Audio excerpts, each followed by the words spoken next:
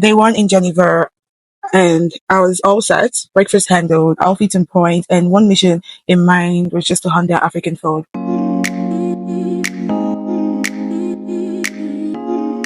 Hey besties, welcome to Swiss Diary. Today's vlog is a full mix of food fails, luxury vibes, city tours, and the cruise you don't want to miss. The goal, track down some African food in this beautiful Swiss city because listen, no matter where I travel, Jollof must find me. So I jumped in the car, pulled up Google Map like a true Gen Z explorer, and I started heading to the restaurant that had all good reviews. Plot twist, I got there and it was closed. So your girl said, fine, I'll just walk the streets, vlog it, and vibe like a tourist with poppers. I think I was getting disrespectful at this point, so I searched the closest KFC and ran straight there like my life depended on it.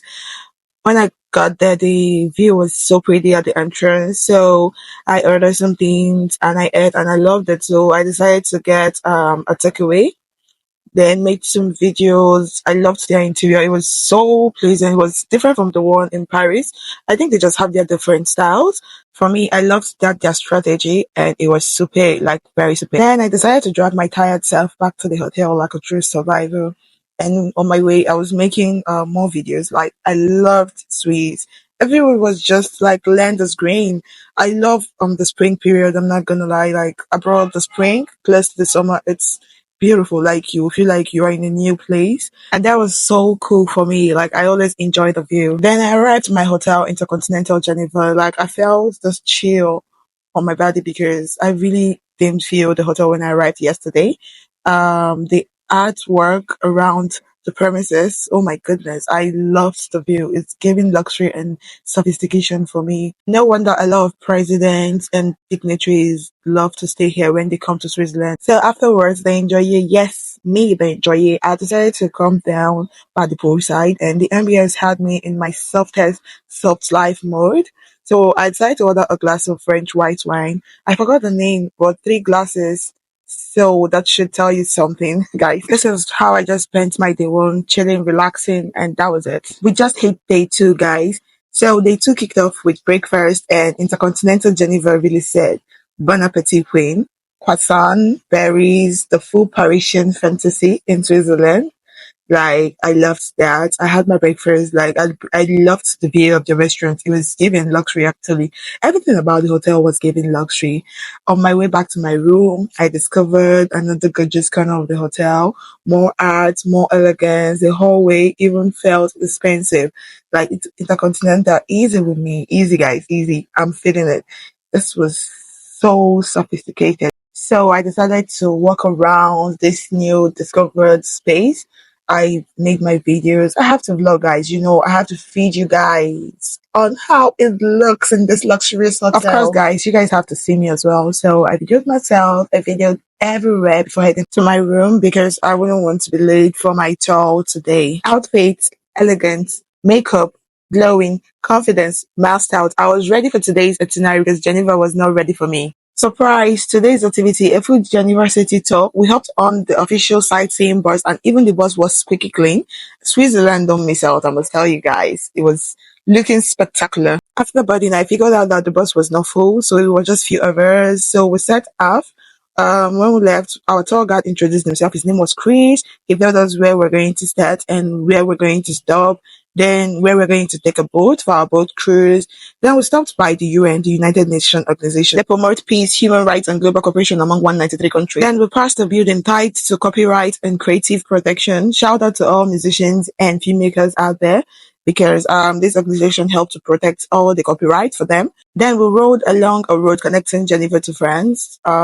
This road was connecting a lot of things, like to the city, to the airport, and also the fun part there was that my hotel was on the same route. No wonder the presidents and dignitaries liked the hotel. So on that same route, we passed the historical church, part of a group representing 85 major churches globally. That's so amazing. Though not Geneva's main cathedral, it holds a serious historical weight. Heading further, we're approaching the most prominent, or let me say one of the most prominent schools in Geneva, the International School of Geneva, the world's first international school, founded in 1924 with just 8 students. Can you believe the number? Just 8 students. So basically, this school was open for diplomats, family, in Switzerland due to the weight of foreigners in Switzerland, and now it's globally known. And then we saw the iconic UN entrance. Don't be surprised that I'm mentioning the UN again. The tour guide had to tell us the UN has like up to 4 entrances in Switzerland. I was surprised to hear that as well. Wild to think it started with just 51 countries and now it has 192 members. That was fantastic. Like it shows that the organization it's really growing and it's really working. So just opposite the United Nations organization was the Red Cross organization just directly opposite. So we stopped briefly to admire the building before heading to the next location. This next location was the part of the fight scene that we wanted to see so much, the broken chair, a powerful monument symbolizing the fight against landmines. It's right across it was the UN, and we had to take some pictures, and the message is strong. I loved the feeling like around the broken chair. It was chilly, and that was so cool. So we went back to our bus and hopped on again and continued.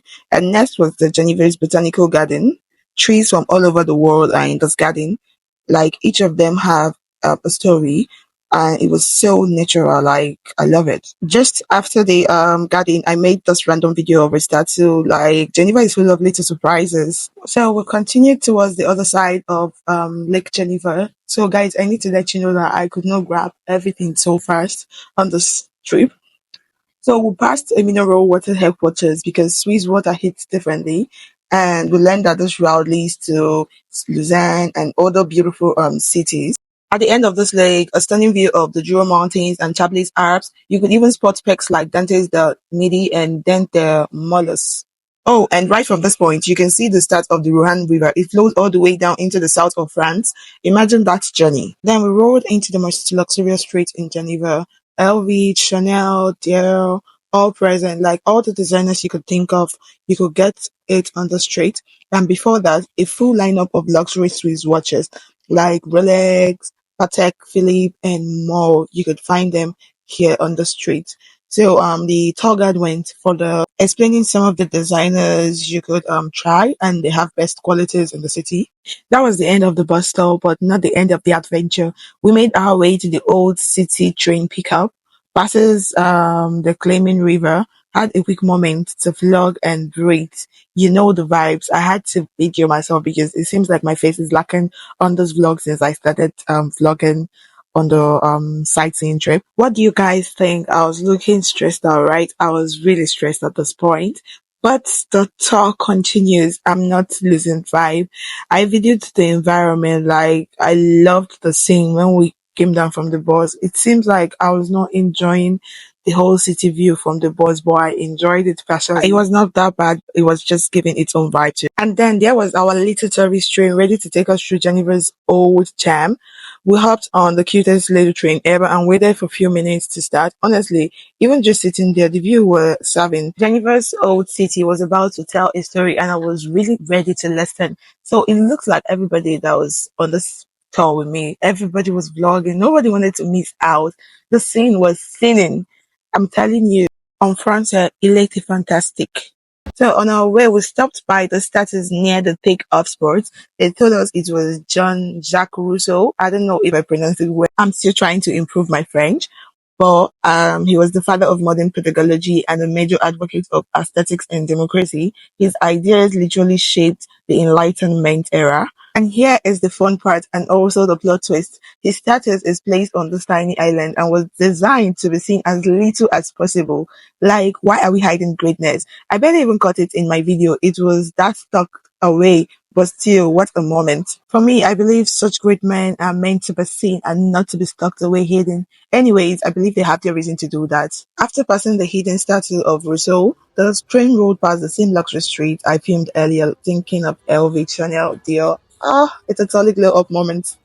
That beautiful building we're looking at is the Grand Théâtre de Genève. It's an opera house that originally opened in 1876, but sadly it suffered a big fire in 1951 that destroyed much of the stage and sitting areas. The city rebuilt it carefully and it reopened around 1962, so it's fully restored to its former glory. The guide reminded us that though this building is lavish and historical, it's been through a lot, which also makes it more significant today. Then we passed the University of Geneva, founded in 1872 and located right inside Parc des Passions. The fun part is that this area used to be a botanical garden, but now it's a home to the university's public library and some of its most historical buildings.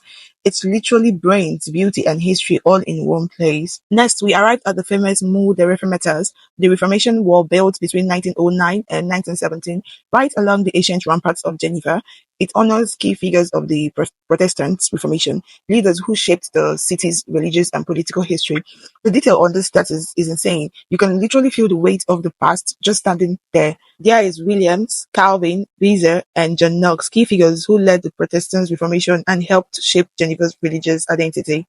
So we're approaching the old city of Geneva. So besties, I'm switching up things. I'm turning off the voiceover so you can hear the real vibe from the tour guide. Like it's an audio on the train. Like you need to feel the vibes, guys. Let's go. Was the address of the Company of the Pastors from 1550 to 1846.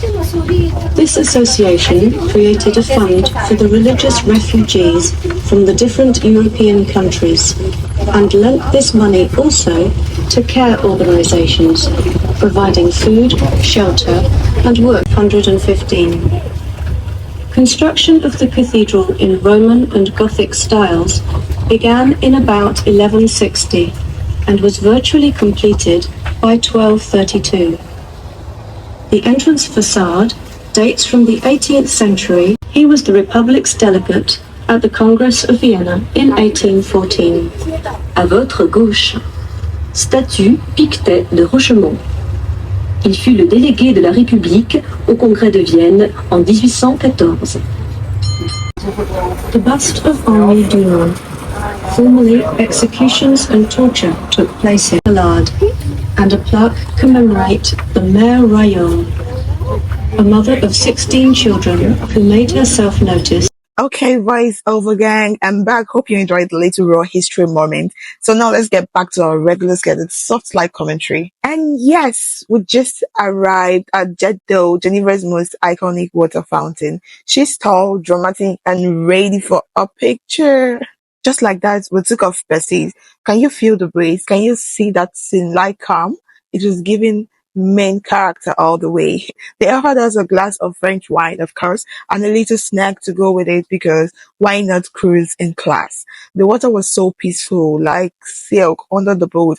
I was just sitting there like, is this real life or am I in a luxury travel ad? Like, the scene was amazing. Like I could feel the winds all over my body and I was enjoying the moment. The jet tail was sparkling in the distance. The sun was glowing and the boat, she was cute. Oh my God, this is giving class and calm on a budget. Okay.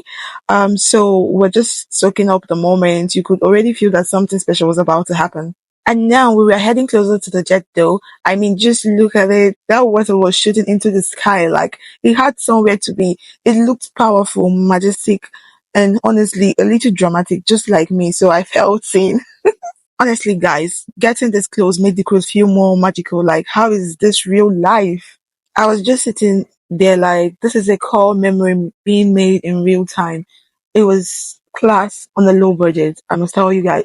Just like that, we are heading back to where it all started. The cruise is coming to an end. And I'm not even gonna lie, I don't want it to end. The waves, the breeze, the view, Geneva really served me luxury and peace on a silver platter today. But don't worry, besties, the memory locked in forever. This cruise was a 10 over 10. We'll do again. Okay, besties, this brings us to the end of Geneva trip. France, here we come. If you made it this far, I love you. You are my real MVP. Don't forget to like, comment, subscribe if you haven't already, because the next adventure is coming and it's going to be a very hot deal that you wouldn't want to miss.